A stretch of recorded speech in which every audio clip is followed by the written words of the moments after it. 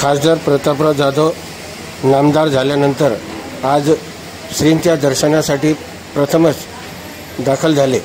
त्यांनी श्रींचे दर्शन घेतले। मंत्री साहेब, आज आपण मंदिराची शपथ घेतल्यानंतर पहिल्यांदाच आपल्या जिल्ह्यात आलात आणि गजानन चरणी लीन झाला, काय भावना?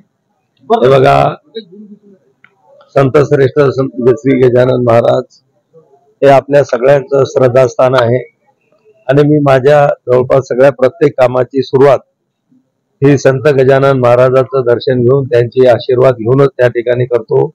प्रत्येक निवडणुकीचा उमेदवारी अर्ज भरताना असेल, निवडून आल्यानंतर असेल आणि आज मला केंद्रामध्ये जे मंत्रीपद मिळालं त्याचंही काम आपल्या जिल्ह्यामध्ये महाराष्ट्रामध्ये सुरू करत असताना जिल्ह्यात सर्वात प्रथम आगमन प्रसंग मी श्री संत गजानन महाराज या ठिकाणी दर्शन घेऊन त्यांचा आशीर्वाद घेऊन आता जिल्ह्यामध्ये कामाला सुरुवात करणार। आज गजाननाची पायदळ वारी जी आहे ही पंढरपूरसाठी मार्गस्थ झालेली आहे। या निमित्तानं काय नेमके आपण साखर घातलेला आहे गजानन? हे बघा, मी आणि माझे सर्व कुटुंबीय अनेक पिढ्यापासून आम्ही सुद्धा वारकरी आहोत आणि जवळपास माझ्या सुद्धा 39 वाऱ्या याच्या अगोदर आषाढीच्या वाऱ्या पूर्ण झालेल्या आहेत। आता या वर्षीची सुद्धा 40वी वारी पूर्ण होईल। कोरोनाच्या काळात 2 वाऱ्या कमी झाल्या, नाहीतर 42 झाल्या असत्या।